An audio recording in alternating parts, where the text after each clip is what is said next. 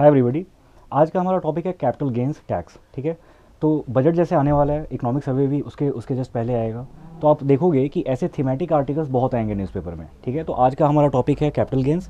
Likewise अभी जब तक बजट नहीं आता है तब तक ऐसे ऐसे आपको बहुत सारे आर्टिकल्स मिलते रहेंगे। तो आर्टिकल में बात हो रही है कि बेसिकली ये थोड़ा सा हिस्टोरिक इसका पर्सपेक्टिव है। आपको यहाँ पे ये सीखने को मिलेगा आज कि कैपिटल गेन्स टैक्स कब से स्टार्ट हुए हैं। ठीक है, और over a period of time कैसे कैसे चेंजेस आए हैं टैक्स के स्लैब्स में, और कब कब कोई नए नए कॉन्सेप्ट्स इंट्रोड्यूस हुए हैं। जैसे आप यहाँ पे एसटीटी के बारे में भी पढ़ोगे, जिसको बोलते हैं सिक्योरिटीज़ ट्रांजैक्शन टैक्स, तो ये भी आपको जानने को मिलेगा इसमें। तो जो मैं बात बोल रहा था पहले कि यूनियन बजट के वजह से जो आने वाला है अभी, तो आपको ऐसे थीमेटिक आर्टिकल्स बहुत मिलेंगे। ठीक है, तो आप ऐसे हिस्ट्री भी समझोगे और कॉन्सेप्चुअल लेवल पे भी जितना रिक्वायर्ड है आरबीआई और सेबी दोनों के लिए। वैसे सेबी का एग्ज़ाम हो सकता है आरबीआई से पहले हो, तो उसके लिए ये टॉपिक बहुत इंपॉर्टेंट है। ठीक है, तो आप इसको अच्छे से समझना। तो पहले हम ये समझते हैं कि कैपिटल गेन्स क्या होते हैं, उसके बाद हम आएंगे कि ये कैपिटल गेन्स टैक्स क्या है। सबसे पहले कैपिटल गेन्स को समझते हैं। तो सपोज़ आपने कोई इन्वेस्टमेंट किया है, आपने कोई इक्विटी शेयर लिया है। ठीक है, अब मान लो कि आपकी अगर पर शेयर प्राइस की बात करें हम,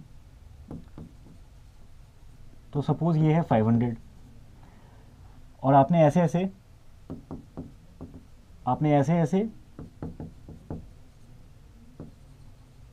100 शेयर्स परचेज किए हैं। तो टोटल आपका अमाउंट कितना हो गया यहाँ पे? ठीक है, 50,000। तो ये रही आपकी इन्वेस्टमेंट 50,000। सपोज आपने अभी इन्वेस्ट किया है और एक साल के बाद जो पर शेयर प्राइस है वो बढ़ के हो गया 600। तो 600 हो गया, तो अब जो आपका इफेक्टिव इन्वेस्टमेंट है वो बढ़ के कितना हो जाएगा? 60,000। तो आप देख रहे हो कि जब आपने इन्वेस्ट किया था तो वो अमाउंट आपका आ रहा था 50,000। अब ये इन्वेस्टमेंट बढ़ के हो गई है, मतलब एप्रिसिएशन हुआ है इसमें, अमाउंट एप्रिशिएट कर गई है, and that amount is now 60,000। ठीक है, तो जो डिफरेंस है आपका that is 10,000। This is your capital gain. ठीक है, मतलब जो आपका कैपिटल था 50,000 वो एप्रिशिएट होकर अब बढ़ गया 60,000 पे। तो मतलब कि जो आपका गेन है कैपिटल का वो है 10,000। तो कैपिटल गेन आपने समझ लिया। अब जो टैक्स है इस पे वो बेसिकली इसी अमाउंट पे लगाई जाती है, मतलब जो आपका कैपिटल गेन का अमाउंट है उस पे टैक्स लगाया जाता है, ना कि टोटल अमाउंट पे। तो अगर आपसे कोई ये पूछे कि कैपिटल गेन्स टैक्स पर्टिकुलरली किस अमाउंट पे लगाई जाती है, तो वो आपकी इनिशियली इन्वेस्टेड अमाउंट नहीं होती है, वो कैपिटल गेन अमाउंट पे होता है। ठीक है, ओके। अब थोड़ी बहुत हिस्ट्री की बात करेंगे। इनफैक्ट आगे एक आपको टेबल मिलेगा जिसमें सब कुछ बहुत अच्छे से समझाया हुआ है, लेकिन ब्रीफली यहाँ पे बता दूँ कि ये कोई नया कॉन्सेप्ट नहीं है। इनफैक्ट जब हम इंडिपेंडेंट हुए थे तो उस टाइम पे भी एक मैकेनिज़्म ऑलरेडी प्लेस में था, और उसके अकॉर्डिंग यहाँ पे टैक्सेशन होती थी कैपिटल गेन्स पे। ठीक है, उस समय लिमिट हुआ करती थी 15,000, मतलब कि 15,000 तक अगर आपका गेन है, इससे कम पे आपको टैक्स नहीं देना होता था। इसके आगे यानी आपका टोटल कैपिटल गेन अगर 15,000 को एक्सीड कर रहा है तो उसी केस में आपको टैक्स देना पड़ता था। जैसे आप देखो यहाँ पे, ये आपको यहाँ दिखेगा। ठीक है, कि अप टू 15,000 कैपिटल गेन पे कोई टैक्स नहीं था, वो एग्जेम्प्ट किया गया था। लेकिन इसके जैसे ही आगे बढ़ते हो आप, यानी 15,000 से 50,000 पे पहुँचते हैं, तो इस ब्रैकेट में 6.3% देना पड़ता था। और जैसे से आप नीचे आते जाओगे, मतलब कि कैपिटल गेन की अमाउंट अगर आपकी बढ़ती जाती है, जैसे 50,000 से 2 लाख के बीच में है, तो आपको देना पड़ेगा 12.5। तो ऐसे ऐसे बहुत सारे अलग अलग अमाउंट्स थे।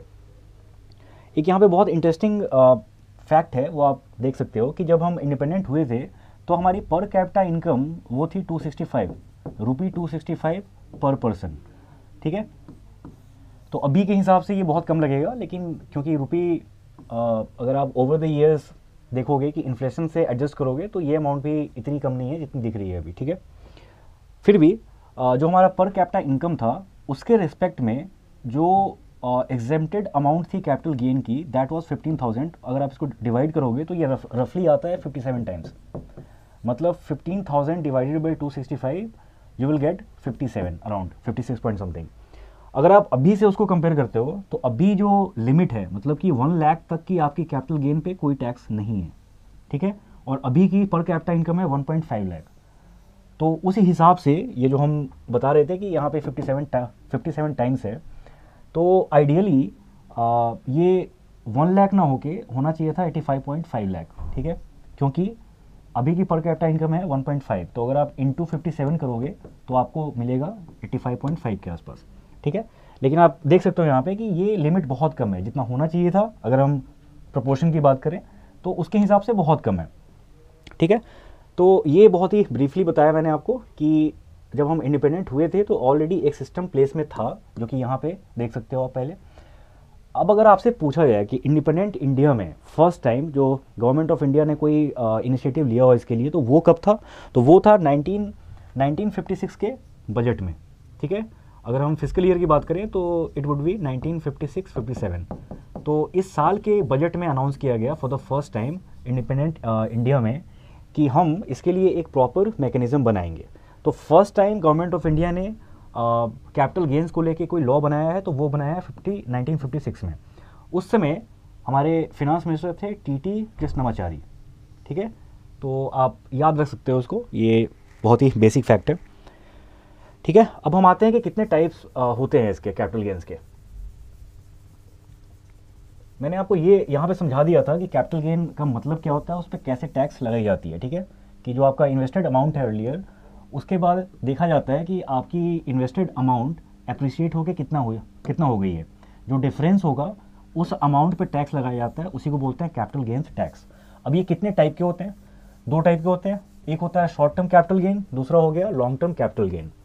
अब शॉर्ट टर्म लॉन्ग टर्म ये थोड़ा रिलेटिव टर्म है जो कि वेरी करेगा डिपेंडिंग अपॉन कि which type of asset you have invested in. For example, एक एग्जांपल हो सकता है इक्विटी का, ठीक है, दूसरा गोल्ड रख लो आप, उसके बाद रियल एस्टेट भी रख लो, क्योंकि इन्वेस्टमेंट आपकी कहीं भी हो सकती है, सॉरी रियल एस्टेट। तो इक्विटी के या फिर जितने भी हमारे सिक्योरिटीज़ होते हैं, अगर उस पर आप देखोगे तो वो थ्रेशोल्ड है 1 ईयर का, मतलब कि अगर 1 साल से ज़्यादा ड्यूरेशन तक आपने कोई एसेट को होल्ड करके रखा है, दैट इज़ इक्विटी, तो वो आ गया लॉन्ग टर्म के कैटेगरी में, और उस पर जो गेन हो रहा है आपको उसको बोलेंगे लॉन्ग टर्म कैपिटल गेन। और उसके पहले मतलब 1 साल से कम के ड्यूरेशन के लिए आपने होल्ड किया है, उसके बाद आपने सेल कर दिया, तो उसको बोला जाएगा शॉर्ट टर्म, यानी जो थ्रेशोल्ड है यहाँ पे वो 1 ईयर का है। 1 ईयर से ज़्यादा हुआ तो लॉन्ग टर्म, उससे कम हुआ तो शॉर्ट टर्म। वही अगर आप गोल्ड देखोगे या फिर रियल एस्टेट, तो इन दोनों के कॉन्टेक्स्ट में जो लॉन्ग टर्म होता है वो 3 ईयर्स का होता है। 3 ईयर्स से ज़्यादा तक अगर आपने उसको होल्ड किया है तो वो आएगा लॉन्ग टर्म के कैटेगरी में। तो ये डिफरेंस आप याद रखना, ये बहुत ही बेसिक इन्फॉर्मेशन है जो आपको याद होनी चाहिए। मतलब कि अगर मैं आपको ऐसे एग्जांपल देके समझाऊं कि किसी ने गोल्ड परचेज किया, उसने 2.5 ईयर्स तक उसे होल्ड किया, अपने इन्वेस्टमेंट को होल्ड किया उसने, एंड आफ्टर 2.5 ईयर्स उसने सेल कर दिया, तो अब जो इसकी टैक्सेशन होगी वो होगी according to short term capital gain, जो हमारा टैक्स है उसके अकॉर्डिंग इसकी डिडक्शन होगी, ठीक है। लेकिन अगर वही हम इक्विटी की बात करेंगे, तो इक्विटी किसी भी शेयर को अगर 2.5 ईयर्स तक हम होल्ड करें, उसके बाद सेल करें, तो वो आ जाएगा LTCG में, ठीक है, LTCG में लॉन्ग टर्म कैपिटल गेन, और उसके अकॉर्डिंग उसकी टैक्सेशन होगी, ठीक है। तो ये डिफरेंस आपको याद रखना है, ये बहुत इंपॉर्टेंट है। अभी अगर हम बात करें कि करेंटली क्या टैक्स रेट है, तो अगर हम शॉर्ट टर्म कैपिटल गेन की बात करें तो इसका मतलब होता है कि 1 साल से कम ड्यूरेशन के लिए आपने अपने इन्वेस्टमेंट को होल्ड किया है, उसके बाद आपने सेल कर दिया, तो इसका टैक्स रेट अभी है 15%, और जो अमाउंट की लिमिट है वो है 1 लाख, जो मैंने आपको बताया था पहले, यहाँ पे आप देख सकते हो, ठीक है। तो 1 लाख वो चाहे शॉर्ट टर्म हो चाहे लॉन्ग टर्म हो, अगर आपका कैपिटल गेन 1 लाख से ज़्यादा का है तो ही आपको टैक्स देना है, उससे कम है तो टैक्स नहीं देना है। और 1 लाख में भी अगर आपका कैपिटल गेन 1 लाख हो चुका है और वो इन्वेस्टमेंट आपने 1 साल से ज़्यादा ड्यूरेशन के लिए होल्ड की हुई है, तो वहाँ पे टैक्स है 10%, लेकिन शॉर्ट टर्म वाले में 15% है, तो इसलिए मैंने यहाँ पे लिखा है 15%, और लॉन्ग टर्म कैपिटल गेन में है 10%। ये आप याद रखो, ये बहुत इंपॉर्टेंट है। हो सकता है कि इस साल के बजट में ये चेंज हो जाए, लेकिन बजट को रीड करने के पहले, जब भी किसी साल का बजट आता है, तो बजट को अच्छे से समझने के लिए ये बहुत इंपॉर्टेंट है कि पहले आप कॉन्सेप्ट को समझो कि क्या होता है, और दूसरी जो बहुत इंपॉर्टेंट इसके साइड है वो ये कि कॉन्सेप्ट पता होने के साथ साथ आपको उसके फैक्ट्स भी पता होने चाहिए। जैसे LTCG, ठीक है, और STCG क्या है ये आपने समझ लिया, आपको अगर टैक्स रेट भी पता है तो बहुत आसानी होगी इस साल के बजट को समझने में। जैसे जब हो सकता है रेट्स में कुछ चेंजेस किए जाए, इनफैक्ट अब आज की आर्टिकल इसी के ऊपर है, तो ऐसा वो इंडिकेट कर रहे हैं कि शायद इसमें भी थोड़े से ट्विक्स हो सकते हैं। तो वो ट्विक्स होंगे, उसका कोई प्रॉपर रीज़न होता है जो कि फिनांस मिनिस्टर हर साल देते हैं। जब भी पॉलिसी में कोई चेंज हो या फिर टैक्स के स्लैब में चेंज हो तो एक प्रॉपर एक्सप्लेनेशन दिया जाता है। वो हो सकता है अगर ये चेंज हो इस साल तो इस बार भी दिया जाएगा। वो एक्सप्लेनेशन समझने के लिए कि क्यों 15% को बढ़ा के 20% या फिर हो सकता है 10% या फिर इसको हो सकता है कम्प्लीटली एबोलिश कर दिया जाए। तो जो भी एक्शन होने वाला है उसको जब वो फिनांस मिनिस्टर एक्सप्लेन करेंगे तो वो समझने के लिए आपको पहले का पूरा पता होना चाहिए कि पहले क्या था, तो अगर कम या ज़्यादा हुआ है तो क्यों हुआ है, इसके फिर क्या इम्प्लीकेशन होंगे, ये आपको समझना बहुत इंपॉर्टेंट है, आपके लिए बहुत इंपॉर्टेंट है, तभी आप इस पर लिख पाओगे कुछ, इनकेस अगर डिस्क्रिप्टिव में क्वेश्चन आता है इसके ऊपर। ओके, तो हम चलते हैं आगे। तो ये एक ग्राफिक है, इसमें आप देखोगे कि हमने 1947 की बात कर ली। तो उस समय जो कैपिटल गेन को लेके लॉ था वो एक्चुअली 46 में आया था, 1946 में। उसको 1948 तक चलाया गया और 1949 में उसको एबोलिश कर दिया गया था। ठीक है, मतलब वो हटा दिया गया क्योंकि वो अंग्रेज़ों के टाइम का था। जो हमारा अपना था वो आया है 1956 के बजट में। 1956-57 फाइनेंशियल ईयर, इसके बजट में अनाउंस हुआ कि हम कैपिटल गेन्स टैक्स के लिए एक प्रोविज़न लेके आ रहे हैं। तो ये तो बहुत बहुत पहले की बात थी। अब थोड़ा फास्ट फॉरवर्ड करते हैं और 1952 पे आते हैं। तो 56 में जो बना वो चलता रहा था बहुत लंबे टाइम तक, इनफैक्ट 92 तक चला है। देन एक बात उठी कि जो कैपिटल गेन है वो थोड़ा सा मिसलीडिंग एक फैक्ट हो सकता है। जैसे मैंने इन्वेस्टमेंट हो सकता है 2 साल पहले की हो, मेरा अभी का जो भी इन्वेस्टेड अमाउंट है वो अप्रिशिएट होकर बढ़ गया बहुत ज़्यादा, लेकिन अभी अचानक से 2 महीने से इन्फ्लेशन की वैल्यू बहुत ज़्यादा बढ़ गई है। तो अगर मैं अपनी एसेट जो भी मेरे पास है जहाँ पे मैंने इन्वेस्ट किया है, अगर मैं वो सेल करता हूँ तो जो मेरा कैपिटल गेन है, जो आइडियली जो पहले उसकी वैल्यू होती वो ऑन पेपर वैल्यू उसकी अभी भी वही होगी, बट मैं जब कुछ मार्केट में परचेज़ करने जाऊँगा, क्योंकि इन्फ्लेशन में क्या होता है कि जो बाइंग पावर होती है मनी की, बाइंग पावर वो रिड्यूस हो जाती है। तो अगर मैं अपना कैपिटल गेन मार्केट में यूज़ करने जाऊँ अभी तो मेरे को कम सामान मिलेगा। क्यों? क्योंकि इन्फ्लेशन बहुत ज़्यादा बढ़ गया है। तो 1992 में इस पर डिस्कशन हुई कि एक ऐसा इसमें प्रोविज़न ऐड करे कैपिटल गेन टैक्सेशन सिस्टम में, सो दैट जो हमारा टैक्स है उसको हम इन्फ्लेशन से एडजस्ट करें। इस प्रोसेस को बोलते हैं इंडेक्सिंग। ठीक है, क्योंकि जो पहले का कैपिटल गेन है वो अभी इन्फ्लेशन बहुत ज़्यादा बढ़ जाने से उसकी बाइंग पावर कम हो जाती है, तो इसलिए टैक्स ज़्यादा नहीं होना चाहिए, थोड़ा सा कम होना चाहिए। मैं अगर आपको ऐसे सिंपली समझाऊं तो मतलब इसका ये होता है कि अगर मानो इन्फ्लेशन अभी बहुत ज़्यादा बढ़ गई है तो इंडेक्सिंग के बाद क्या होगा कि टैक्स आपको थोड़ा सा कम देना पड़ेगा। क्यों? क्योंकि जो आपका कैपिटल गेन है, जो आप एसेट को सेल करने के बाद आपको मिलता है, तो उससे आप चीज़ों को थोड़ा कम खरीद पाओगे। तो इसलिए आपको रिलीफ देने के लिए गवर्नमेंट क्या करती है कि इंडेक्सिंग में टैक्स को थोड़ा सा कम कर देगी। तो ये इंडेक्सिंग का प्रोसेस ये इंट्रोड्यूस हुआ था 1992 में। ठीक है, 1992 में हुआ था और एक कमेटी थी, उस समय मनमोहन सिंह फिनांस मिनिस्टर थे, तो एक चलिया कमेटी थी। ये आप कमेटी का नाम याद रखना, इस पे क्वेश्चंस आ जाते हैं। चलिया कमेटी, ठीक है, इनके रिकमेंडेशंस पे बेस्ड एक एक्शन लिया गया और इंडेक्सिंग के प्रोसेस को स्टार्ट कर दिया गया। तो indexing for the first time was introduced in the year 1992, ये आपको याद रखना है। ठीक है, अब आगे और भी बहुत सारे लैंडमार्क्स है तो उतना डिटेल में मत जाना, क्योंकि एक तो ये याद रखने में भी बहुत दिक्कत होगी और इतने इंपॉर्टेंट नहीं है, क्योंकि थोड़े बहुत चेंजेस होते रहे। तो हम अब ये देखेंगे यहाँ पे कि एक जो कोई भी मेजर चेंज है ना, हम उसको याद रखेंगे। तो अभी तक देखोगे कि 1992 के बाद 97 में कुछ हुआ कि वहाँ पे टैक्स को डिविडेंड टैक्स को हटा दिया गया था। ठीक है, LTCG उस समय 20% था इंडेक्सेशन के साथ। ठीक है, तो ये सब कुछ फैक्ट्स हैं, लेकिन आपको जो याद रखना है वो यहाँ पे याद रखना है मेन। ये वो ईयर था 2004 जब long term capital gains tax को एबोलिश कर दिया गया। ठीक है, मतलब उसको हटा दिया गया और उसके जगह पे इंट्रोड्यूस किया गया सिक्योरिटीज ट्रांजैक्शन टैक्स। तो अब ये बहुत इंपॉर्टेंट है। अब ये आपको यहाँ पे एक नया कॉन्सेप्ट मिला। मैंने वीडियो के स्टार्टिंग में बताया था कि STT ये आपको याद रखना बहुत ज़रूरी है, क्योंकि ये आपके सिलेबस का पार्ट भी है। वैसे तो सब कुछ सिलेबस का पार्ट है, लेकिन आपको वो ऐसे इवेंट्स याद रखने हैं जो फॉर द फर्स्ट टाइम हुए, जब उनका इंट्रोडक्शन हुआ है फाइनेंशियल सिस्टम में, वो आपको याद रखना है।